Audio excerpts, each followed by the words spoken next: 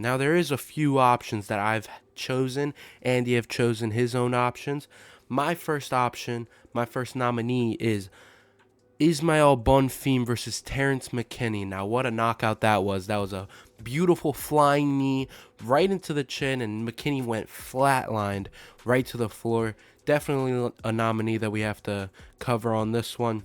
Another nominee, we have Izzy versus Alex 2. That knockout was beautiful. Just when you think Izzy was out of it, he throws that overhand and then throws the other overhand, and out is Alex Pereira, and we have a new middleweight champion. Now, this nominee for me has flew under the radar in my opinion because no one's talking about it. It is Edson Barbosa versus Billy Quarantillo. That knee that Edson hit on Billy Q looks exactly like the one he hit against Beneil, and that one knockout of the year a few years back in actual MMA standards. Why can't this one? As long as just because he didn't jump for it, that's stupid. This is definitely a nominee for mine. He looked beautiful in it. Edson deserves an award, and he deserves a nominee in this selection. My next one is Justin Gaethje's head kick over Dustin Poirier. Who would have thought that Justin Gaethje would have thrown at a head kick, and who would have thought that it would have landed? Beautiful knockout by Justin Gaethje, setting himself as the BMF belt holder.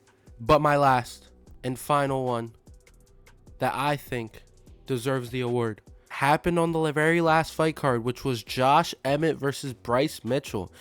That overhand was disgusting, and when you have a guy that is convulsing after the overhand, there's no world where you don't put this number one. Bryce Mitchell was seizing, he was shaken up by it, and he was literally shaking by it. That overhand was nasty, and it deserves the knockout of the year, in my opinion. Bryce, sorry to hear it, but Josh, welcome to the Stud Awards. And apart from the nominees, I'd like to give an honorable mention to Trevor Peek's Hammer Fist KO. It was beautiful. It was exactly what textbook MMA asks for. This is what MMA is all about, and fighters need to incorporate it more. That Hammer Fist was beautiful. Trevor Peek is really a guy ahead of our time. I'm going to start off by saying the one that I like the most and my favorite, which is Gaethje. Gaethje's head kick is just something that you could not script, right? Gaethje, known for low kicks and known for power hands. When the fuck do you ever see him throwing a rear high kick, let alone to Poirier?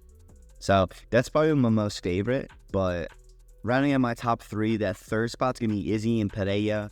Izzy, whether you want to say he played possum or not, knocked the living soul out of Alex Pereira. And it was crazy to see, considering the fact that Izzy never beat Pereira. And the knockout was crazy. The celebration was even better. It was in a title fight. That's number three for me. Going into number two is one of my personal favorites. Sugar Sean against the man, the myth, Aljamain Sterling. And Aljamain just overstepped, and Sean hit him beautifully with a nice little Conor McGregor-esque, but it was super clean. Yeah, he kind of finished it up with hammer fists and stuff like that, but super clean in another title fight. Crazy upset. Clean as can be. Nice shot. End the day. That's number two. My number one is actually after my honorable mention, which is Bryce Mitchell getting knocked out into almost a seizure.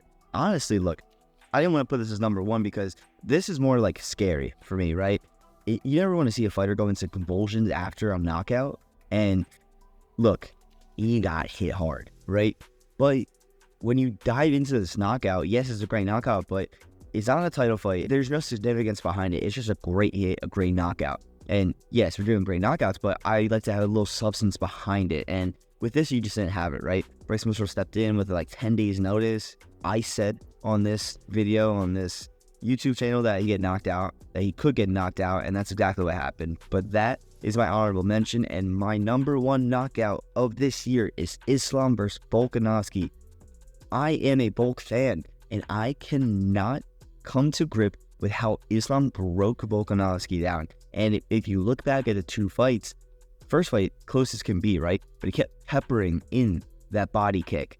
And when you see that body kick for 25 minutes and you're Volkanovski and you've eaten it and stuff like that, it was about time that Islam took advantage of that high kick. And we saw what happened. Yes, Volkanovski stepped in with how many days notice? Yeah, okay, I get it.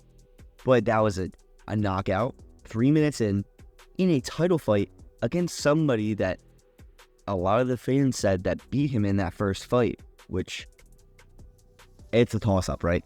But that has everything. That has the substance of a title fight, as a substance of a knockout, as a substance of just being one of the... I saw it, and I didn't believe what happened. I did not believe what happened. I was left starstruck. I still am. But thank you guys for watching. We are doing a nice little series of the best of the UFC, best of the MMA this past year. So make sure you guys like, subscribe, ring that bell so you guys do not miss a video in this series. But for now, it has been studs.